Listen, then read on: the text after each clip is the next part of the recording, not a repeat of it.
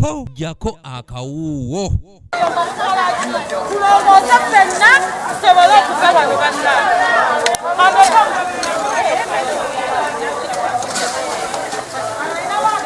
Ezimu ku nteekateeka ez'okulwanyisa ekirwadde eki COVID-19 kwe kwekemesa era nga RCC w'e Kawempe Mariam Nalubega Seguya asinzidde mu kukola bulungibwansi mu ggombolola y'e Kawempe ng'ali wamu ne poliisi KCCA ssaako n'abakulembeze ku mitendera egy'enjawulo n'akalaatira abantu obuteesulya ogwa naggamba mu kwekemesa ekirwadde ki COVID-19 kubanga eddagala weeriri. Okulaba nga n'abantu be tutwala balamu kyova olaba nga chairman w'e Nabukalu ansanyusizza nnyo abakulembeze abalala lulinali ku radio ne bankuba ekibuuzo ne baŋŋamba abakulembeze be tulina mu Uganda balumirirwa eggwanga lyabwe. Nalubega alabudde abantu abasumulula kazambi n'akulukutira mu myala ate ekiviirako bannaabwe okufuna endwadde naddala ezo eziva ku bukyafu. Kalwebere Model Village, Model Town, mu Kawempe babalabireko nabo bakole omulimu guno twekuume nga tuli bayonjo. Gavumenti n'abalala bonna bajja tusanga nga ffe tukoze eki tusimbudde bwe banaatwongereramu ebitiiyo bwe banatuweera enku. Ono asabye abantu okubeera abeegendereza naddala mu ssaawa ez'akawungeezi nga bannyuka olw'ensonga nti obubbi bweyongedde nnyo naddala mu kitundu kino eky'e Kawempe. Olw'eggulu batandika 12 newobeera wano ng'olaba bw'otulina kyosobola kukola ne batamukosi newabeera n'emmundu you cannot do anything. Abaana bana nawe nga wabayingiddemu bakola ki bakuba n'olwekyo tulina ekigaali mwegendereze njagala nnyo n'ebyenkulaakulana. Abakulembeze okuli bakkansala wamu ne bassentebe bakubiriza abatuuze okukwataganira awamu bakuume obuyonjo nga beewala okumansa kasasiro ekiviiriddeko n'emyalo egisinga okuzibikira. Leero tuzzeemu bazuukusa nti ate obuyonjo kintu kibakwatako nnyo. Naye nteekawo olunaku lwa bulungibwansi leero twasazeewo ne tulukola leero nga tuyambiddwako poliisi, RCC naye abaddewo ne KCCA okujjukiza abantu nti obuyonjo ate naddala mu bitundu ebyaffe eby'emyala kintu kikulu nnyo.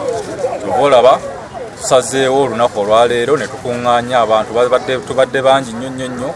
Abatuuze basiimye enteekateeka eno ekoleddwa mu kitundu kyabwe era nga bannyonnyodde obulumi bwe bayitamu buli enkuba lw'etonnya.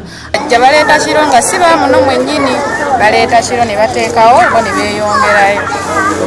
Kyo kyokka kyekikyatusumbuyemu simanyi security nga bweyimiridde kuba bamuleeta kiro naye nga kwokulongoosa tulongoosa. Tulina okubeera nga tuli kiriya ate tulina okwerongoosa. Sigamba nti nno tulina kulongoosa eno yokka ne mu maka go olina okubeera ng'oli muyonjo.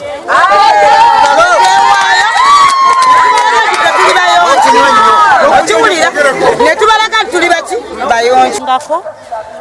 N'abantu abasinga ab'enjawulo naye nze kyensaba nga defense ntaddewo etteeka singa bakwata omuntu ng'asuula kasasiro ewantu wonna mu kifo nga kino we tulongoosezza agenda kukwatibwa ate ne ku poliisi tagenda kubeerawo. Ate bba abavubuka mu kibiina kyabwe mwe beegattira ekyaddoyo basabye omukulembeze w'eggwanga Yoweri Kaguta Museveni okuvaayo abadduukirire kino kibasobozesa okwekulaakulanya ate n'okweggya mu bwavu. Abamu ku bavubuka betwogeddeko nabo balambisa okusoomoozebwa kwe bayitamu era ne basaba abazirakisa okuvaayo okubadduukirira ne zi mashini basobola okwongera ku nkulaakulana yaabwe. Idro Phillips ne General Salim Sale batuyambeko mwene ensonga kubanga twesooddeyo ng'abavubuka naffe tulage eggwanga nti tusobola okuba ku kyetukola naddala sayidi eno ey'e Kawempe. Baddewo ekitasoboka nga mulimu okubeera nga mulimu twetaagamu obuyambi twetaaga mashines emmotoka ezitambuza ng'ebintu ng'ebyo